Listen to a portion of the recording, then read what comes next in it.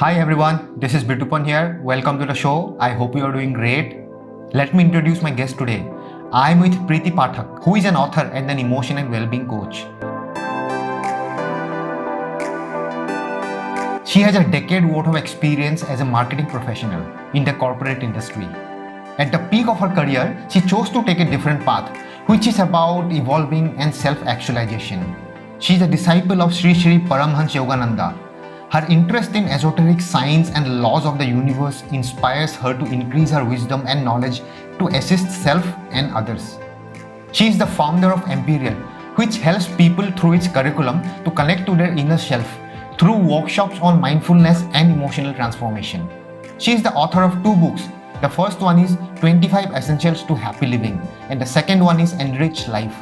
Both these books have got very good reviews from readers across the globe, and her book Enriched Life was selected by National Book Trust for International Book Fair in Azerbaijan and Colombo 2019. She is the recipient of LitFest Author of the Year 2019 award. She has been a speaker at Think Literature Festival 2019 and has been a part of the advisory panel for Think Women is Power 2019. She has a degree of Bachelor's in Commerce and Master's in Marketing Management from Mumbai University. She is a licensed NLP practitioner certified by Richard Bandler and Alpha Stars Academy. She is also a certified advanced angel practitioner under the guidance and mentoring of Sangeeta Dasgupta, certified by Charles and Doreen Virtue. And she is also a certified yoga practitioner from Ananda School of Yoga. Let's hear from her how her life has transformed after taking the spiritual path. I am excited to talk to her. Let's get started. So hello ma'am, thank you for joining. Welcome to the show. Hi Bitupan. Thank you so much for having me over. It's my pleasure. Yeah, same here. So I just wanted to understand, first of all, how has your spiritual journey started? I mean, you were in corporates for quite some time, right? Almost for a decade. After that, you have moved to spiritual. And also, please tell me, what changes have you seen in your life after moving to the spiritual journey? So to put in one sentence, the last part of your question, life was beautiful. Okay. Life is beautiful, but getting on the path of spirituality and attuning with my guru, life has become beautiful to the power of infinity.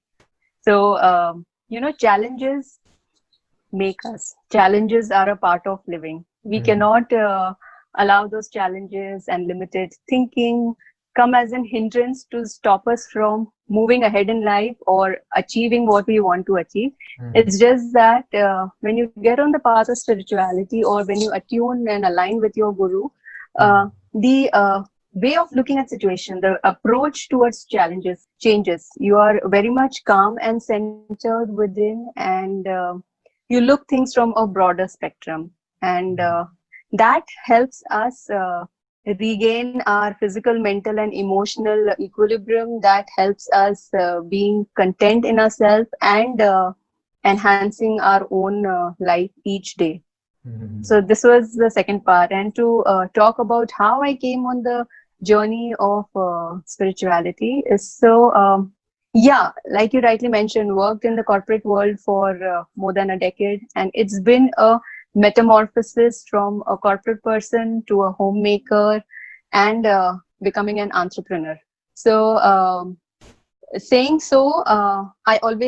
I've been very ambitious and an aspirational person, and that yearning desire had always been, even when I was a corporate person, to do something for the people, to do something.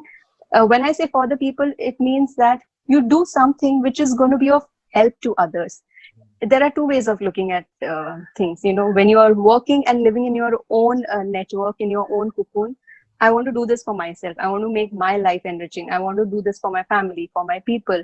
Somewhere in me, there was this yearning desire that even little that I do, I can be that drop in the ocean, which can bring a change in people's life. I guess somewhere that yearning desire, even while I was as a homemaker. So I consciously took a decision not to get back into my corporate life when I started my family life, and my daughter was very small that time when she was born. And I believe life, you have to enjoy each moment as it comes to the fullest. It is only when we give 100% do we become aware of where we are coming from, what we are thinking, and what we have to learn from the situations.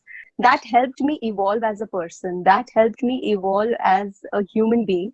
And that took me progressively closer to finding my inner calling. In 2013, I came in alignment with, I found my guru. My guru is Shri Shri Paramhansa Yogananda. He is a Sadguru and from the lineage of Mahavatar Babaji. So, when you feel life has given you everything and you achieved it all, and then what next? But I mean, you have everything that life has to offer, but you have to progress and you have to evolve. So that yearning desire, that what next? What should I do? And there was this one thing, always have been devotional at heart, very intuitively guided. So I once tried I took an experience in meditation, as a friend told me that, why don't you try meditation? So I just did that at home by myself, and that gave me a lot of peace. When was Just it? about 5-10 minutes. This was way back in 2010, 2011, maybe I would Okay. say 2011 towards the end, and uh, I wanted more of it. So that's when the quest begins. That we want peace. See, when you have all the money, when you have all the comfort, when you have I wouldn't say money and comfort, but let me put it this way: every person sets a target to be achieved. There is a goal to be achieved, and you feel okay, ये सब हो रहा है, मैं बहुत खुश हूँ इन सब के साथ. पर इसके बाद क्या, आगे क्या, क्या यही जिंदगी है? Is this what life is? The materialistic way that we are living in? What's next? Okay, we grow and evolve. So that curiosity of I would say rather asking the why of everything, and the curiosity, what next? Why am I here? What do I have to do? Took me closer to with myself, and that got me in line with my guru. I hope I've answered your question. Yes, yes, true. But actually, what I have understood is that most people, the youngsters I'm seeing nowadays, many youngsters start their spiritual journey at a very young age. Otherwise, what people used to think is that spirituality means only about praying to God or sitting in a temple. That's what even I used to think. Okay. And most of the youngsters actually start their spiritual journey after reading a book which is called The Secret. Okay, where they have Ah, explained about the law of attraction and all. That is where they attraction. realize, oh, Rhonda Byrne. there is something called internal world also, where everything happens because of our thoughts, and that is what when they start their spiritual journey. I have found this. And for viewers now, for somebody who is watching and who haven't heard about this term called law of attraction before, can you tell us what exactly is this law of attraction and why is it important for them to know about this? So there are two parts I would like to emphasize on. One is, like you mentioned, why the youngsters, the younger generation getting attracted to the path of spirituality. Somewhere, we need to understand the drive or the magnetism to any reading, type of reading do we do, or any practice that we follow, is determined by our conscious awareness. How much has the soul actually evolved and progressed? So a person at the age of 40 or at the age of 60 may also find that. It's just that the soul has evolved and progressed at that age. Soul has no life. Soul is, no age. Soul is deathless. But like you said, a 20-year-old person or a 30-year-old person, it's just that that soul has taken birth in a very evolved state. So there are a lot of learning that the soul has already come with in this birth time, and he continues the journey further on. Maybe some start at an early age, some start at a later age. That is the spiritual or the deeper science learning of it, life science learning of it. To talk about law of attraction, yes, law of attraction is opposite to the law of magnetism, where opposites attract in law of magnetism. In law of attraction, like attracts like. So the thought that we send out into the universe, the intention that we have, it all depends how strong that intention is, that you want to get something or you want to do something. If that intention is strong and it has a positive association with it, positive emotion associated with that, that has to manifest. So this is how the law of universe works. That you give your intention, you give your thought, you give your 100% to it, you are going to attract it. So, for example, if I am forever, if a person is forever in an emotional state of mind and in a depressed frame, I would say, rather depressed, feeling sad, feeling lonely, feeling abandoned, he is continuously in that state of mind. His thoughts are governed and influenced by these negative emotions. Oh, I am depressed, I am sad, I am not happy, I was not treated well by this person. So you're coming into a victim mode. Okay, your aura and your thoughts, your subconscious mind as well, is surrounded with these vibration. Now with this vibration that you're carrying along in your aura, in your mind, you're bound to come in connection and in communication with similar minded people. And that's where the law of attraction works. So a person with these negative emotions and low feelings comes in contact with somebody having a similar vibration. Okay. And not And just people, I yeah, think so it's also circumstances, right? so when you say circumstances, so circumstances, so your thoughts create that circumstances for you. Now it is up to you to be in that mindful state and identify and understand the company that I am getting into. Is that a favorable, healthy, positive company? Basically, a person with low emotions, sad emotions, is carrying around himself, has developed that aura and that vibration, that magnetic field around him. So he is bound to attract somebody with similar frame of mind, similar thoughts, similar emotions, similar experiences. And like you mentioned earlier, that it is the circumstances. So it is important to remember that circumstances develop by the thoughts that we create. So if a person gives out an intention that I am clear, I do not want to be in company with a particular person, you've given out that strong intention. So you are going to attract a scenario where this person is going to be out of your radar. That is the power of thought. So law of attraction and law of power are thoughts are closely connected. We attract what we think, we attract what we sow.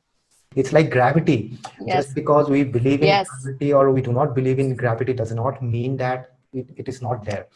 So what I understand is that we believe in gravity because we see the impact immediately. If I see something falling down, I am right away seeing it falling down. It means I know something is working on this force. There is a force working on it. But law of attraction is the impact is not immediate. It takes some time. So that's yes. Probably that is why So we are not able to the whole connect. cosmos, the whole universe. Uh, No, so that is how. So we need to understand materialistic things, tangible things we will see. Intangible is something we experience. So, right. like they say, na, God or universe will create a path for us. And it is important to remember there are always two roads to reach a destination. There's never just one road.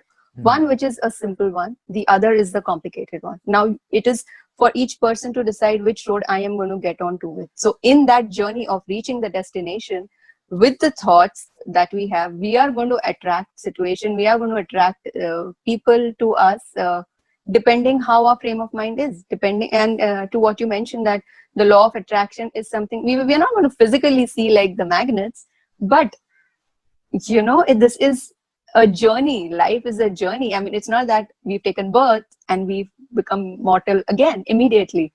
It takes time. So that is what the life journey is all about. So this law of attraction, law of karma, the other important thing is the law of karma, is something which comes to play gradually over a period of time, isn't it? So a child is born, he's a tiny infant. From an infant, he becomes a toddler, then a young child, then a kid, then a teenager, then a young adult, then an adult, then a senior person, right? So this is a gradual metamorphosis of age. Similarly, law of attraction or law of karma cannot come to play immediate. But yes, it can, depending on how strong your intentions are, one, how uh, pure and clear you are in your thoughts.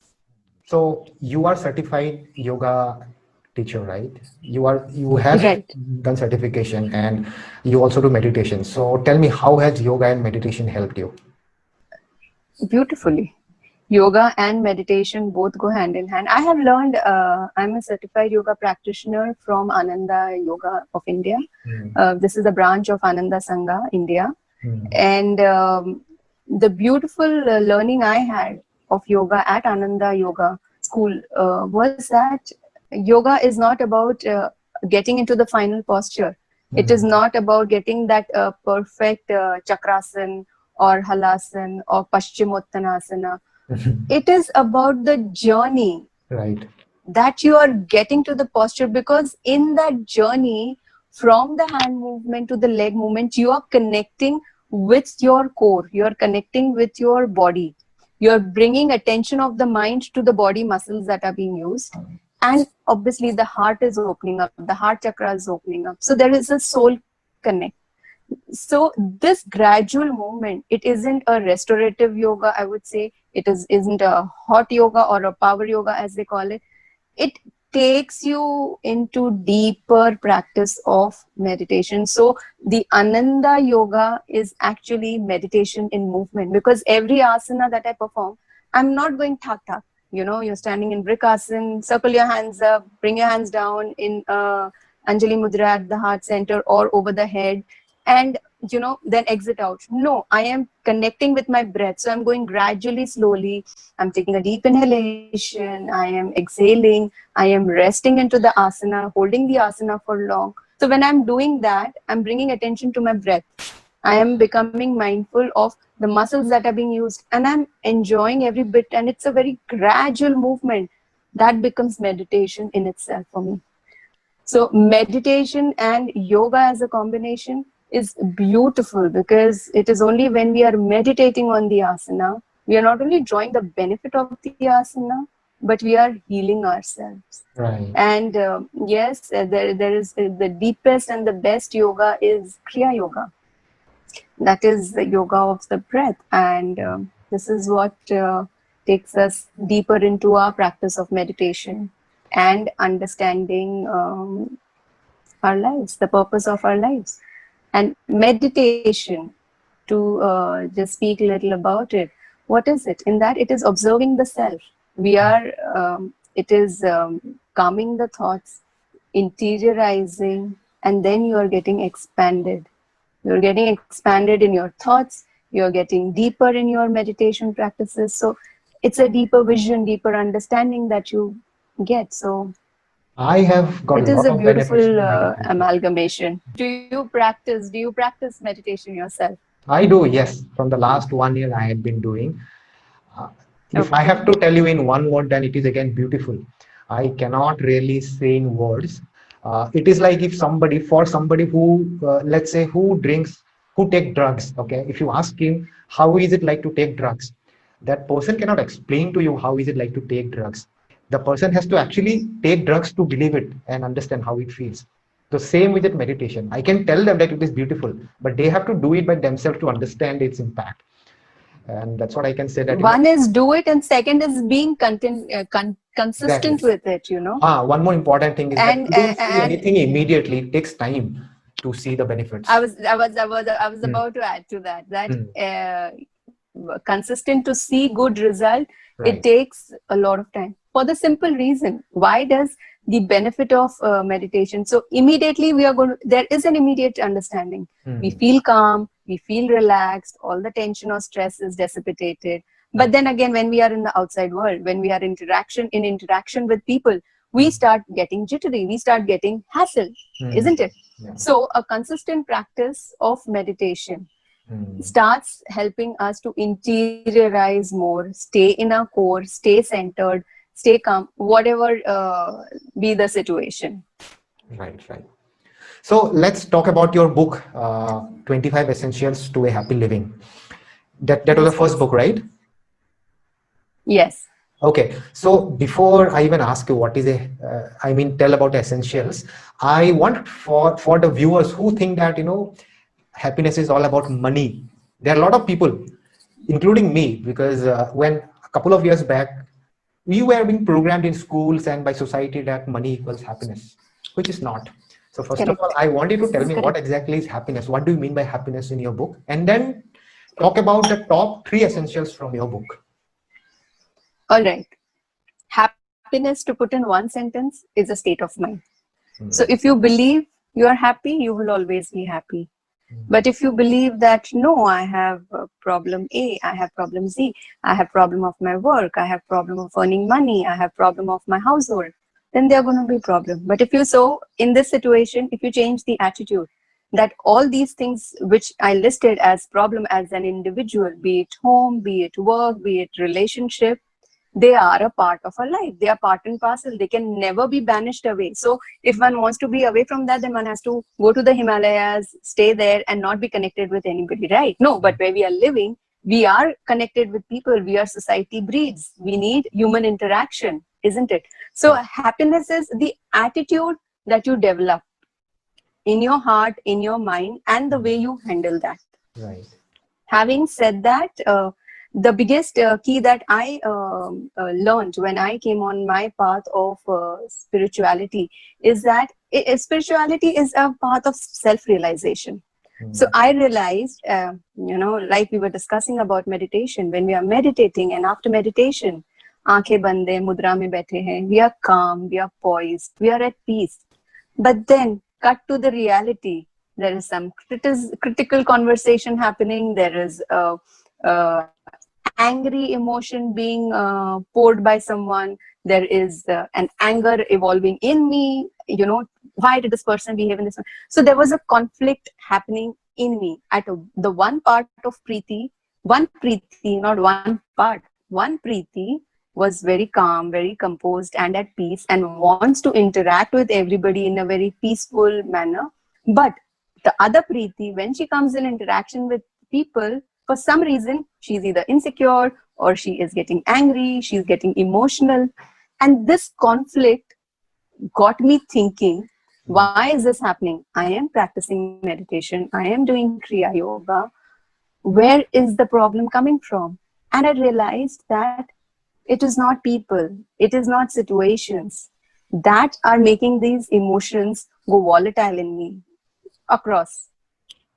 They are in me, and the ability to handle those emotions and stay in a calm state is in my hand.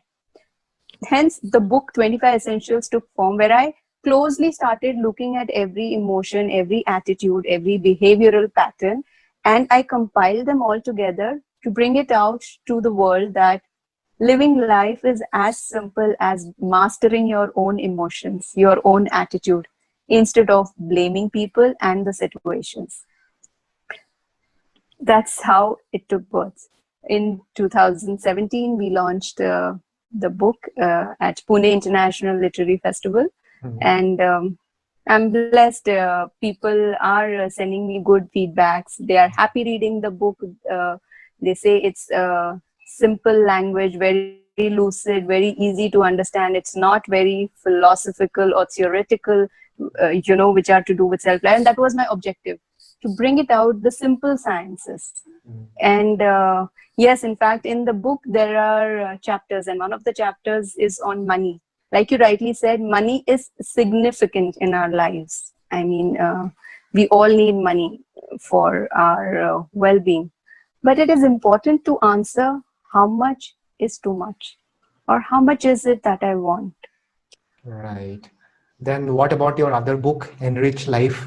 So what does that book say? Okay, and sorry, you had one more question. Is let me just complete that, Bitupan. The three Ah, essentials. top three. Yes. So yes, the top three essentials for happy living, I would say, is love, quoted with unconditional love. Unconditional. Uh, yeah, insecurity, and being possessive. So these are the three chapters that I mentioned about in the books. But yes, if we get deeper into thinking, and these all originate from fear. So, Okay. so I just mentioned about the titles of the books that we all need, which control us to a very large level. While there are many other emotions, but you asked what is it important that happiness can be defined with, right? So one is love, second is let go insecurity, Okay. third is let go possessive nature, because all these come with fear. So Mm. when we live without fear, gets taken care of, and then you become happy. Do you have a And the chapter best is about to surrender surrender. also? Oh, I just talked about surrender. I thought about surrender. Yeah. Yeah, there is a chapter which talks about conscious, subconscious, and superconscious living. Mm. There is a chapter on meditation in the modern age, and there is another on karma. Now, Oh. these chapters, in their subtle way, talk about surrender. Mm. Surrender not to the problem, surrender not to the situation, but surrender to that one force that you have faith in, knowing that that force, that higher intelligence is there with you. That higher intelligence is taking care of you, whatever be the situation. So what about your other book, Enrich Life? What can readers expect from Yes. Yeah, so Enrich Life is a 20-day magical journey. I it? call Okay. it as magical because you read each chapter for a day. Again, like 25 Essentials to Happy Living, Enrich Life has been also regarded as an essentially required coffee table book or a Mm. bedside book, where, and it's a go-to book, is the feedback I receive from people, where they take every chapter, they read, they understand, they imbibe. So this book talks about 19 different aspects of the self. Enrich Life is a 20-day magical journey of 19 different aspects of the self, encompassing from self-love, self-discipline, self-indulgence, self-counseling, self-development, self-realization. So what the book is talking, self-courage, self-confidence. So what the book is talking about is what we look as a validation from outside, from other people. We need to take stock and the reins of our life in our hands and Mm. love ourselves. We need to become confident in ourselves. We have that power in us to make ourselves courageous. So it takes the readers through a journey, through, it encourages them to maintain a journal. So it has a very interactive journalistic approach where you pen down your thoughts for the questions that are listed in the books, and then you introspect, you reminisce on those, and see how you can bring about an alignment in your life. So somebody who is having issues with courage, okay, and is all of course getting support from outside also, पर एक होता है बितुपन, अंदर से वो करेज आना जरूरी होता है. चाहे आप मैं किसी को बाहर से कितना भी समझा ले, कितना भी मोटिवेट कर ले, पर जब तक वो अंदर से विल पावर या हिम्मत नहीं बढ़ती, the person cannot cross the bridge. So what Right. I'm trying to say is the book drives them to connect with themselves. So there are list of introspective questions, that how did I react in a situations? What should I have done? How should I have done? So Mm. these plethora of questions brings to the readers understanding कि what was it, and awareness of what was it that was lagging, and what is it that I could have done, and what must I now do to bring about that improvement so I become courageous. And the book has a list of tips and suggestions that must be practiced on a daily basis to connect with that quality within. Enrich Life also has affirmations listed at the end of every chapter. Now, Mm. I'm sure everybody must be aware what affirmations are and the power that affirmations have.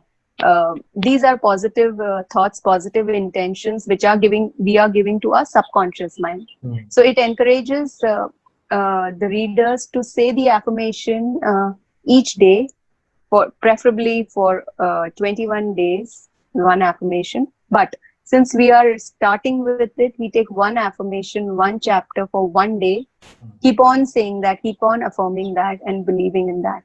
So this is working at a subconscious level, where the hardwired mind, which is infested with fearful or negative thoughts, is being replaced with the positive intentions that we are giving to the mind. So the affirmations are across for related to discipline, related to self-love, related to self-courage, self-confidence, even self-development, across for all the 19 chapters. Mm. So you said that you have to keep on doing the affirmation for one complete day. So you are emphasizing on repetition because the Yes, subconscious mind yes. gets impacted through repetition a lot, right? Absolutely, absolutely, yes. So the book also explains how affirmations should be done. So Mhm. first we say the affirmations loudly, then we are going little three times we say loudly, then we are three times we are saying soft, then we are going softer, and then we are saying in our mind. So we are not only working at the subconscious mind, but we are also working on the aura, on our body vibrations. I mean, everything is energy and everything has a vibration. So Mhm. what we are saying is all the activities that we do has a vibration. So it is from outside going in, interiorizing and say it through the day. Mhm. So the results are seen. Okay, and let's talk about your Imperial. You are the founder of Imperial. So, what exactly Imperial Yeah. do? What services do you provide? Imperial means from connecting with the highest celestial, connecting with your inner power. The objective and the vision of Imperial is again to reach out to people through my services of mindfulness, through my curriculum and the teaching that I do, and which are a branch of from the books that I write and the future concepts that are developed. I'm developing on.